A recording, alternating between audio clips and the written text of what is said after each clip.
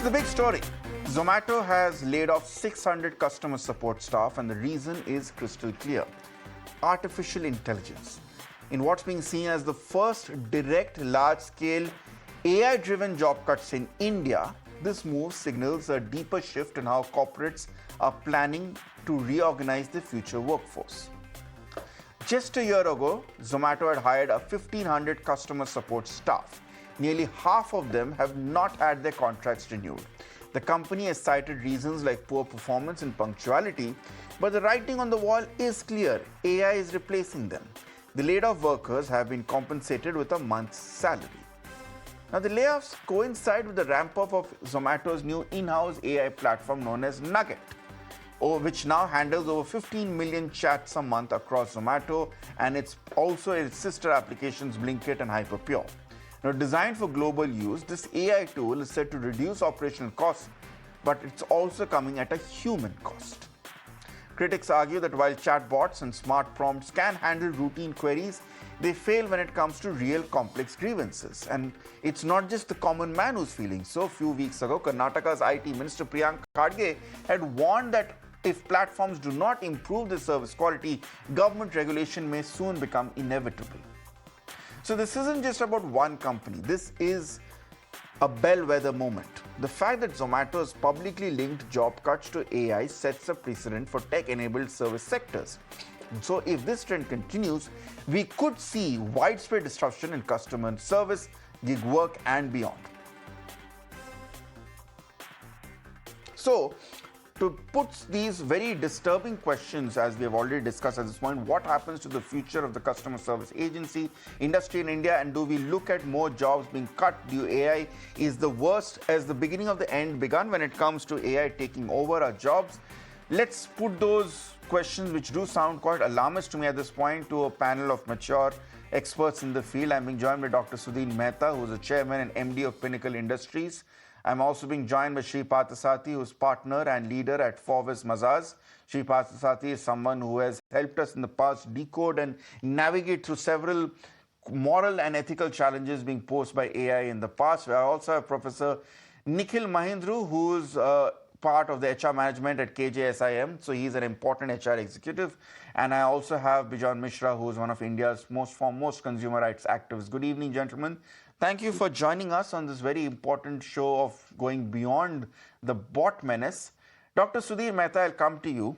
As someone who runs a fairly large group of industries, someone probably can understand how the business dealings of an Amazon or Zomato or a Flipkart may work.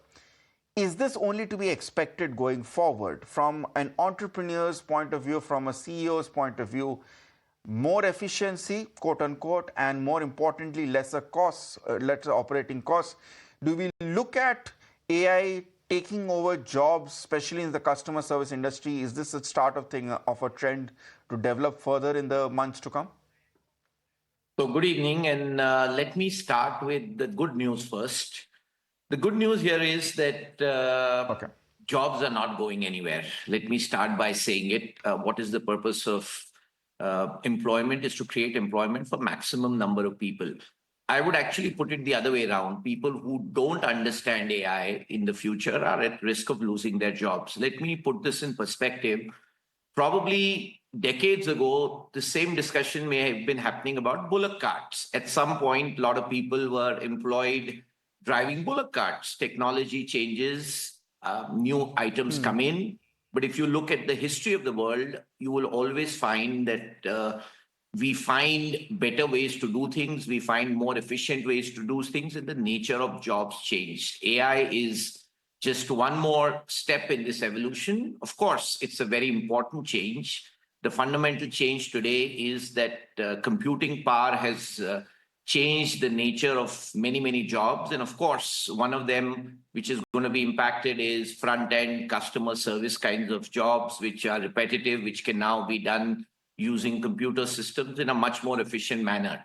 Does this mean that the aggregate number of jobs available in the world will go down? Absolutely not. It just means that people will have to relook at the nature of jobs. They will have to get reskilled.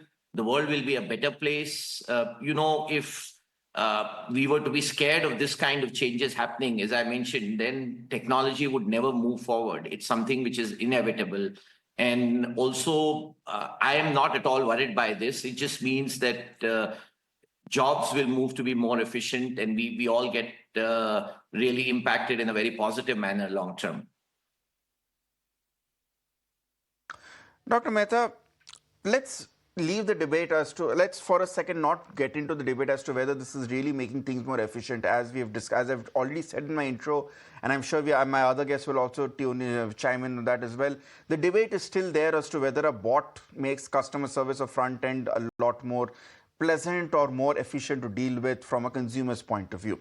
Leaving that aside, I agree with you. Technology is imperative. You cannot stop it. I don't think we even need to go as far back as bullock carts. I think even 20 to 25 years ago, when offices around the world started using computer systems and operated from manual filing to computer filing, again, the same revolution did come across that unless you were comfortable and adept with dealing with computers and Windows operating systems and Microsoft Office, you had the threat of being left behind. However, when you say, Dr. Mehta, that the aggregate jobs are not changing, explain how that's happening? Because in this case, you have come up with an AI bot platform like Nugget, which has made 600 people redundant in terms of the fact that it can now operate and easily replicate the job done by X number of people. So it has already shown that people will be made redundant. Secondly, yes, when it comes to reskilling, yes, as more and more companies use AI and use bots to try and come up and make their services more efficient, they will require people to code them, they will require IT officials to maintain them and keep them running, and at the cost of, say, a conventionally trained customer service representative. Now, the skills which are required for coding and the skills which are required for customer service are vastly different. So one individual cannot be reskilled to convert and become that. So we are looking at large number of people losing the jobs, and it will be too late for them to reskill into the new world. This is where I would beg to differ, because one, I think it is inevitable that people will need to get reskilled over a lifetime. It's no longer correct to assume that if you started with a particular job today, you're going to end up with a similar kind of a job, because the nature of technology is changing, which means we will all have to adapt to learning new skills. That's reality. That's what's going to happen. At the same time, if you look at what Zomato is supposed to be doing, their business is to supply you at the most efficient timelines with the most efficient cost, and they will adapt whatever is the most efficient way to do it, or they'll be out of business. Now, in this case, if a bot is able to service a customer better, and the customer is the king, so the customer will understand if technology doesn't work, they'll go back to manual. But if technology is able to do it, all of these skills, all of these people would be then available for something else. And this is the way the world will move on. Tomorrow, for instance, nurses are not going to be as impacted by AI, because when we are in a hospital, you need the human touch, you need them to be available. It's just the nature of jobs which will change. And fundamentally, we will have to accept that it is no longer going to be a case that we start with one job and hope to have the same thing, except maybe if you work for the government, then once you're in the government, then you are in the government for life. But if you're in the private sector, possibly no, you have to be ready. I agree with you, Dr. Mehta. I agree with you. I mean, it's a very Darwinian corporate world out there where you have to constantly evolve and adapt unless you perish. That's the survival of the corporate jungle. However, again, before I get into whether customer is king and as to whether customer feedback will force companies to roll back on their craze to come up with AI-operated customer service, let me touch upon this issue of people losing the jobs a bit more, or at least being forced to reskill. Professor Nikhil Mahindroo, you are someone who's an expert when it comes to HR management here, and I'm assuming that recruitment and restructuring is something which is very key to your experience and very key to your day-to-day work cycle. Is this something that recruitment officials or human resource training professionals have already started predicting and have already started looking out for the fact that sooner or later AI systems will make a lot of people redundant unless they have shown that they are capable of adapting and equipped and using AI effectively? Yeah, absolutely. I mean, though I agree with Sudhir ji, I have certain different views. And let me take example of none other than Sundar Pichai.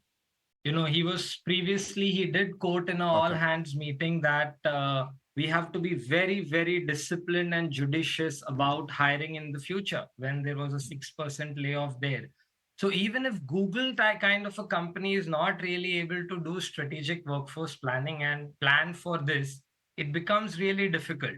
Now, let me put things in perspective for Zomato also. It's not what is surprising is not the Hmm. what. If you look at Jan 21, there was a report that there's a 57% decline in profit, but a 63% jump in expenses. So, quite obviously, you could sense that this is coming. But if you look at their market capitalization, it still soars, right? Because people are looking at Blinkit and all of it. So from their perspective, it seems that they want to cut cost given the pressures, and they have the confidence of investors given Blinkit, etc. But what's surprising for me is that they are not able to do a good level of reskilling, restructuring, and career transitions. If you see, they have taken ZAP Hmm. program last year, about 1,500 people. And what I read is that most of those people have been Hmm. affected. So that is something I am zapped about, because if you see, even the food rescue policy they brought in and they rolled it back. So it seems that they themselves are not able to predict, or many companies cannot really tell that the rate at which AI is growing, at what speed would they need to face these cost pressures and make these cuts. And therefore, the challenge for me is not the what, it is the how. Because if you see, you have the mat and Zomato. For me, they are on the mat. First of all, what about the moral issues? There's no transparency. People have not been given Hmm. adequate notice, and you're talking about people who are on monthly wages, mind you, not skilled people, right? Second, about Yeah. the anticipation. They have not been able to necessarily anticipate this. And third is the trust deficit. It is going to be eternal, like their name. The unfortunate thing, and we have some other panel members who are social activists, I would like to know who is going to take a stand for such people, because there are no laws. All of them have been towards manufacturing. When it comes to the service sector, we have inadequacy of laws.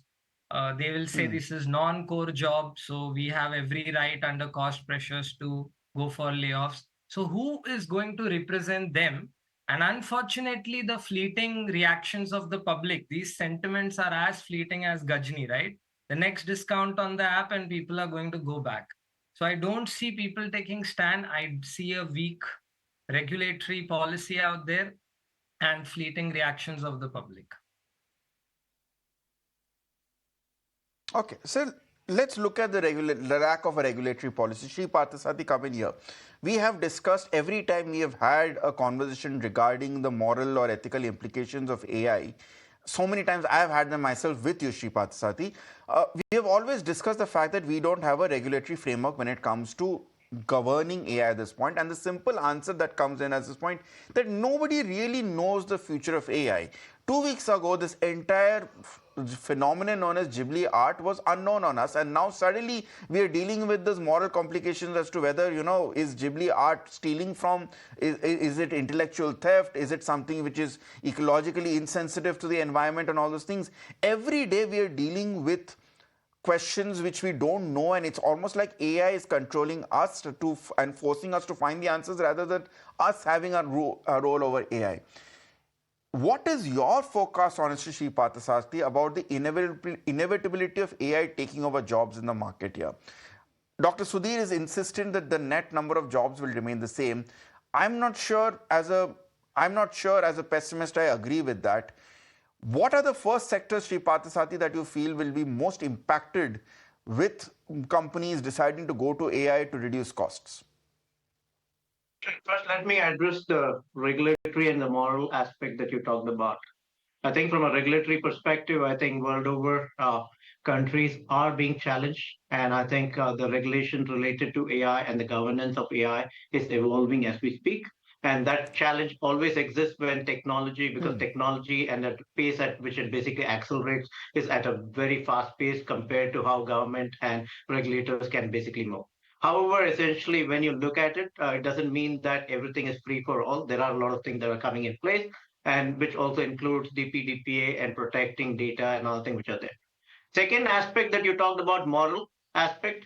I think the moral aspect of protecting jobs, if we do that, then I think what really happens is we are going to thwart innovation and we are going to thwart free business, which is something that we need to be very careful about as we basically move on that, because you can't just provide job protection. And I think if we even look at the US, America and other thing right now, everybody's talking about performance and what really needs to do, right? So I think if I look at it worldwide, 41% of companies have already announced that AI is going to impact jobs. They have not talked whether it's going to be layoff or whether it's going to be shift in terms of focus. And one thing that everybody needs to understand is AI is here to stay. And if they are going to be like an ostrich burying its head in the sand and hoping that the sandstorm will go away, it's not going to go. Yeah. But I think what they need to understand is how is it really going to come and impact? What are the first kind of jobs that are going to be impacted? The first kind of jobs that are going to be impacted are anything that is repetitive and that involves tasks that are typically boring and mundane. Second is anything that can be automated. Remember that it will be automated. It's just a matter. It's not a matter of if. It's just a matter of when that something like that will get automated. Third is in this particular situation, as you look at it, what are those particular jobs? Because now let's basically demystify that, right? For example, if you look at graphic design and video editing, which about 3-4 years ago was something very, very interesting, something very what I call upcoming job. Today, graphic design and video editing, AI can pretty much do a lot of that very, very fast. Coding, certain types of coding essentially are something that are being automated. Similarly, if you look at executive secretaries or you're looking at telemarketers, all of those particular jobs are already getting automated. But everything is not lost, right? I think what is also happening is in certain professions, AI is coming in a role where we call it as collaborative AI, or we call it assisted AI. That means AI and the human are coexisting next to each other, and AI is helping them. So today, when you take customer service can be enhanced with along if there's an AI assisted customer service where a person is looking at what AI is providing it's looking at what is the kind of tone, what is the kind of sentiment, it is looking at data, it's providing all of that and helping the customer service representative, then it's enhancing customer service in that aspect. So that is where collaborative or assisted AI is coming in.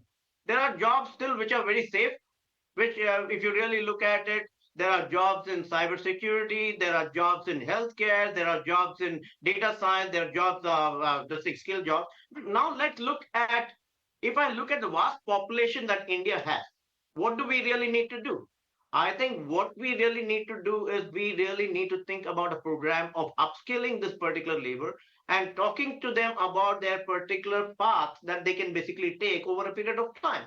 Today, if you take telephone operators who used to basically rule the roost some time ago, almost like 20, 25 years ago, they've all changed over a period of time. But Shri Pathasati, that's the point. Shri Pathasati, I'm very sorry to cut you short. Firstly, a couple of points. Bijan Mishra, my apologies. I know you're waiting, quite patiently. Give me 2 minutes. I will come to you because I want to really, that's an aspect of the debate we will address in detail. So, Bijan Mishra, please bear with me for 2 minutes. Shri Pathasati, that's the point Professor Mahindroo was making. Who takes responsibility of reskilling and retraining these people?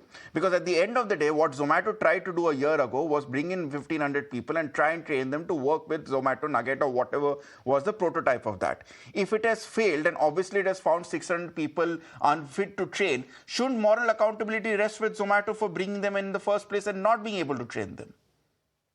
If you look at the headcount of Zomato, it's gone up almost like 14% in the last 1 year, right? It has gone up. It is not essentially that they have significantly cut all kind of jobs. So from a perspective of the 600 people, I think one is what needs to be reflected is, was it purely just because of AI? Was it because of performance? Was it because of any other issue? If it was related to AI, were they given the right role and responsibility or right level of skilling over the last 1 year to essentially be able to pick up?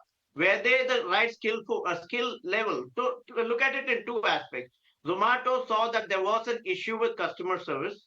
brought in 1,500 people. Then it realized that bringing in 1,500 people was not going to be cost effective. And so they realized that they need to bring an AI platform to do that. But in that particular situation, did they have a program to assist those particular people?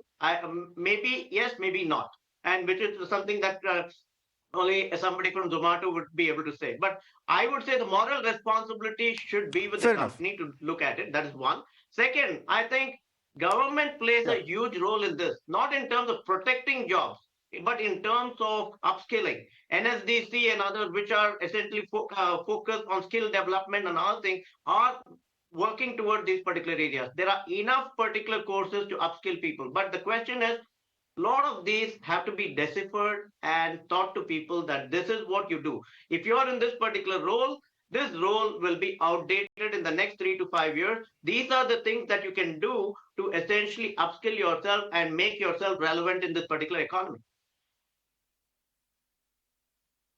Okay. All right. Let me get in Bijan Mishra at this point. He's been waiting quite patiently. Bijan Mishra, the other aspect is from the consumer point of view. And thankfully, we work in an economy where at the end of the day, consumers are king, even though sometimes companies try to pretend that doesn't exist. The big pushback that's often come is, and we have a statement which came in from a Karnataka minister, Priyanka Kharge, a few weeks back, saying that people are so sick and tired of dealing with bots when it comes to customer service, and that the complaints with the consumer rights forums are only increasing, and perhaps it's time to bring in a legislation here.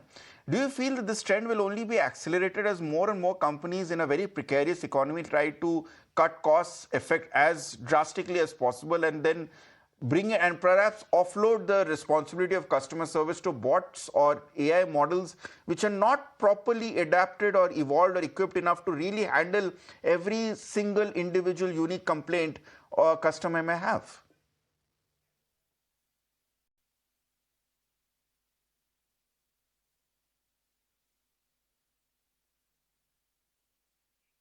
Bijan Mishra, I think you're muted. You'll have to unmute yourself, sir.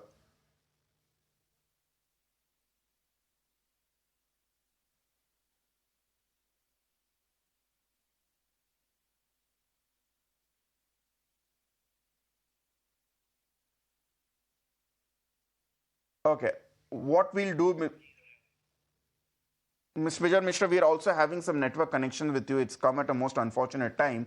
What we'll do is we'll give you about 60 seconds to try and we'll work with my PCI team also to try and address these issues. But we'll come back to that. It's happened at a most unfortunate time. But that also brings me back to Dr. Nikhil Mahindroo. Dr. Nikhil, my PCI director was making a very interesting point while we were listening into Sri Parthasati, that the process of outsourcing data to outsourcing tasks to AI has already happened, even in a place like a newsroom where you feel that a human interface is needed. These pictures that we are showing on our screens, if you can see it, these are essentially visuals of people working at a corporate India, and we have very clearly specified these are AI generated. Now, perhaps 5 to 6 years ago, we would have to rely on stock footage, which a camera person would have gone and shot in real life corporate newsrooms, and then they would have been edited by an editor and do it. Unfortunately, most media channels these days don't have the resource of time or the ability to go through corporate, go through trademarks or copyright listings, so they create content through this. Now, isn't this what the law of the jungle has always been? There was a time when video journalists were forced to move on from heavy cameras to mobile phones in order to evolve, and those who do not were laid off.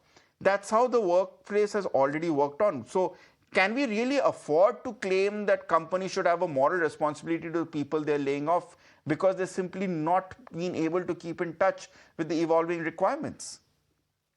Oh, that's a very interesting question. And, I have a friend, won't name somebody in the eastern side, and she's in the creative business, creative side and journalism. And she was also given just a 4 days notice, right? That we don't no longer need you, and somebody at a chat bot or a chat GPT can create articles. So the thing is, I don't want to take a one-sided view on the matter.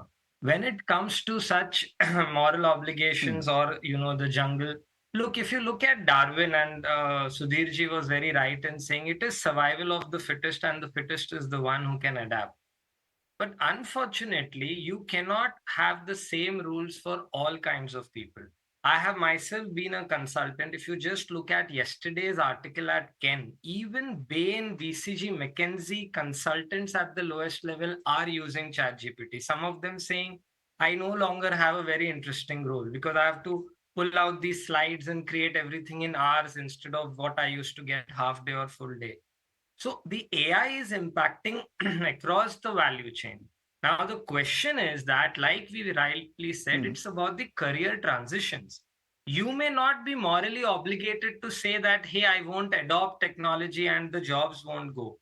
But a growing company, today Zomato's market cap has crossed Tata Steel and IOCL, for example, that's not really a joke. What it means is that they are showing promise. Now, can you actually reskill? Can you upskill? Can you help in outplacement of such people? Because I don't see that they will have a plan to really skill them or give them these newer roles. Because if you want to do a collaborated AI assisted kind of jobs, you really need to plan for it and do the skilling. Because if that doesn't happen, my hunch is that the mental health will really go for a toss, especially for people. Look at these people, right? Zomato, Blinkit. First of all, yesterday, my son ordered Costco ball. 6 minutes it came. And the guy was panting actually because he ran up because there was no electricity for some reason. So he has to deliver in less time and he is under pressure, and then there's no reskilling, no training, and then he loses his job suddenly. So the moral obligation is more on the process, the regulation, and can you predict and train? But otherwise, this is going to happen and we have to adapt sooner than later. Dr. Sudhir Mehta, is it then incumbent upon Zomato to try and ensure that its people are taken care of? Because at the end of the day, it's not a company's problem there's an unemployment or the lack of unskilled or the lack of skilled people in the country. It's something which is fundamentally flawed from the education system, which is why we have seen for decades now that people are educated but not really employable, because somehow there's a massive gap between what they learn in schools and colleges versus what's actually required from them on the job. Yeah, so quickly, in my view, no, it's not their responsibility per se, but then who will take the onus? Because you are talking about skill development. One of the panel members was saying. No, Dr. Mahindroo, that question was to Dr. Sudhir Mehta.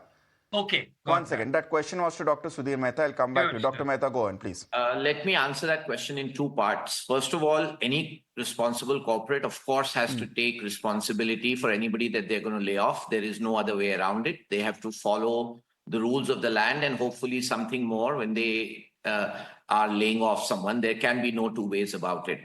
As to who takes responsibility, my view is, as individuals, ultimately in today's AI world, we will all have to take individual responsibility. It doesn't matter if you are a CEO, or it doesn't matter that if you are a 20-year-old or a 22-year-old, a lot of this has to be self-taught. I think, and this is a topic for another debate, much of what India today actually spends time is on social media and things like this. I think rather than this, all of us are well served by spending half an hour or 1 hour every day on a Grok or a Perplexity or an AI. And I think it's a revelation for all of us, because today it's not a question of what changed last year. It's a question of what changed last week. The difference between what AI could do 3 months ago and what AI can do today is astonishingly different, and it will continue to be so. So ultimately, we all will have to take responsibility for reskilling, re-educating, and this is not going to be limited to junior levels. Eventually, if you're a CEO and you don't understand AI, you're going to be out of a job. That will happen. Shri Parthasarathi, let me talk about the other side of the spectrum. Unfortunately, we are having network connection with Bijon Mishra. But you mentioned earlier in conversation also that at the end of the day, it's all tailored to the customer. And in the country, thankfully, customer is still king. At least that's what the guiding principle is. The big criticism against bots used for customer service is that they are repetitive. They often are cyclical in the form that they keep regurgitating the same lines which are coded in form of a loop in terms of a flowchart of questions to ask. And in a country where we are so used to having a human touch when it comes to customer service, the service industry is so inbuilt on the tenets of hospitality and an individual touch. Companies which don't offer that will be left off. People will be inevitably rejected by the consumers. Do you see that as a naturally stabilizing or a balancing force to ensure that companies cannot completely outsource all the human interface or all the front-end operations to a bot?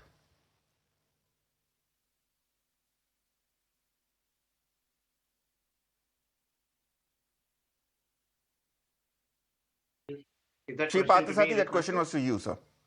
Yeah. So, Ritangshu, I look at it this way, right? I think if you take some of these particular jobs and what you talked about customer service, the personal touch or the human operator coming is always going to be a premium as we continue the journey in this as the economy changes and as the era changes. That is going to be a premium, and that applies to any particular country or whatever. And in India, I think we are what you call whether it is in hospitality, whether it's in other thing, we are pampered for that particular personal touch, and everybody wants to have that. However, every time there's a personal touch, there's a cost to the company. So the company is trying to basically make a look and see what are those particular regular or tasks that can be automated, what can be managed. But the biggest challenge is this: the bot or the AI, unless it is programmed well, cannot manage significant amount of exceptions. It has been trained to do certain things, and it will particularly follow a particular flow. It's very similar to the call center and what used to happen. AI now also can learn based on how the model gets data and everything. It can also train and based on that particular data that it's getting and continue to change.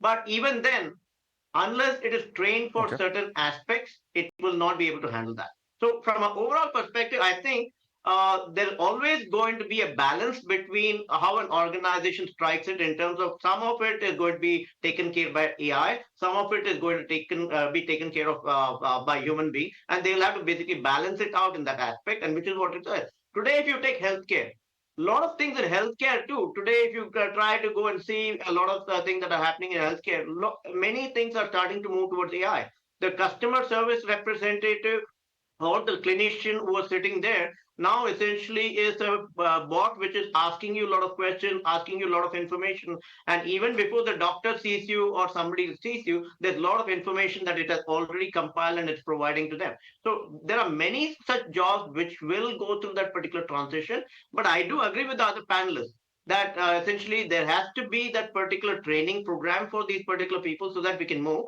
And I think if I look at the huge population in India, which is possibly in that particular segment, I think we as an economy need to do much better in terms of tapping into that particular workforce and moving them along the journey, because otherwise what will happen is we will have a workforce which will not essentially be employable, which is something that we need to think about. Yeah, and that is a big concern. We already have a large section of people who have great degrees but are not employable, and that may only further the gap. But Dr. Sudhir Mehta, come in on that point. As you are the chairman and MD of a very prestigious group of companies, where would you draw the line between something which is automated and efficient and cost effective, but at the same time something which does not alienate your key customers or your key consumers and make them feel that they're not dealing with the human interface, which is so important in India's value system of operating? Comes down to only one thing, which is more efficient. And ultimately, when you answer that question, what was discussed a few minutes ago, whether a bot can be more efficient or not, maybe initially is it only about more efficiency and not about customer patronage?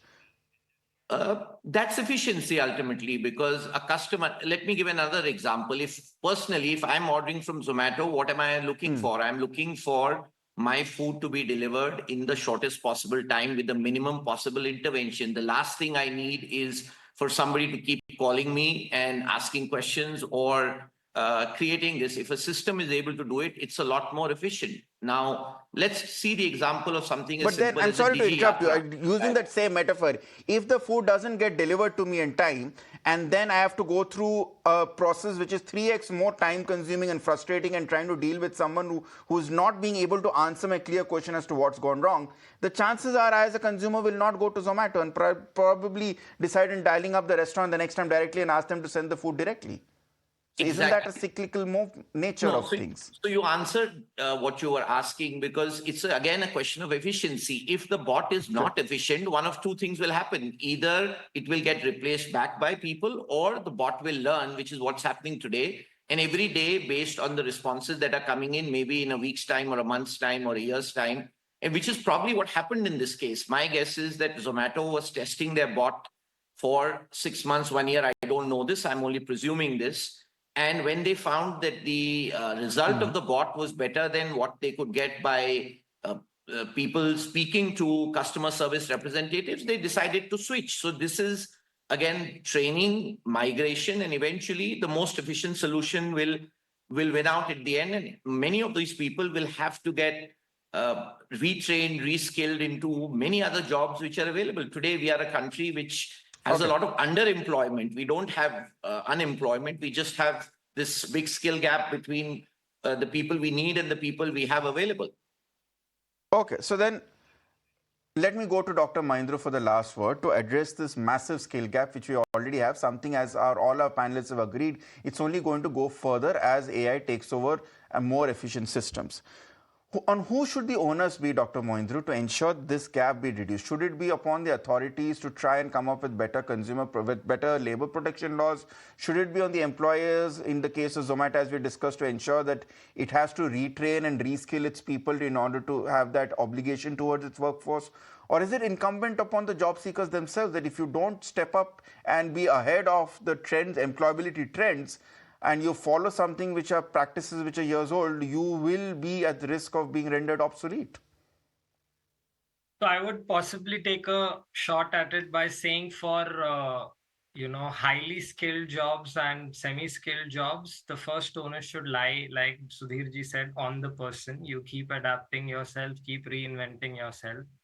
For lower skilled jobs, and given the levels of unemployment and given the masses, I think it has to be government coupled with, maybe at the industry level, at the tech industry level, there needs to be somebody which can at least try and bring in some reskilling, some sort of who can predict what's likely to happen, and they can actually do some bit of reskilling. And finally, you're talking about very large companies here, so they need to kind of lead by example. It's not that they shouldn't do layoff, but the how is what's important. So can they actually at least showcase, not just the PR bit of it, that they did take some efforts, they tried, it still not worked, and then how this learning can actually benefit other companies within the ecosystem. Otherwise, what's also going to happen is that the person who is a monthly wage earner, he lives in a sense of uncertainty every single day.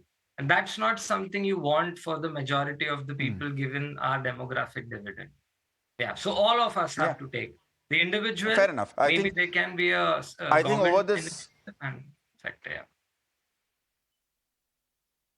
Yeah, I get your point, absolutely. And unfortunately, these are interests which can't be neglected given the fact that there's such a vast section of our employable workforce. But I think broadly, we have agreed on most issues about the key concerns, and we have talked about all the points. So thank you so much, Dr. Sudhir Mehta, Shri Parthasarathy, and Professor Dr. Nikhil Mahindroo. Unfortunately, Dr. Bijan Mishra, if you're seeing this, my apologies for not being able to get the network connection. I think I'll just end it on this note. I remembered a joke which I once read at our point, that AI was supposed to take care of my dishes and do my laundry so that I have more time to write and more time to paint. Unfortunately, it's reached a point where AI is ensuring that it can write my poems for me and can do the painting so that I have a lot more time. I have no choice but to do my laundry and do my dishes. That's not what we asked for. On that note, it's time for a short news break. On the other side, we get you the latest coming in from Parliament over the Waqf Bill war. Stay tuned.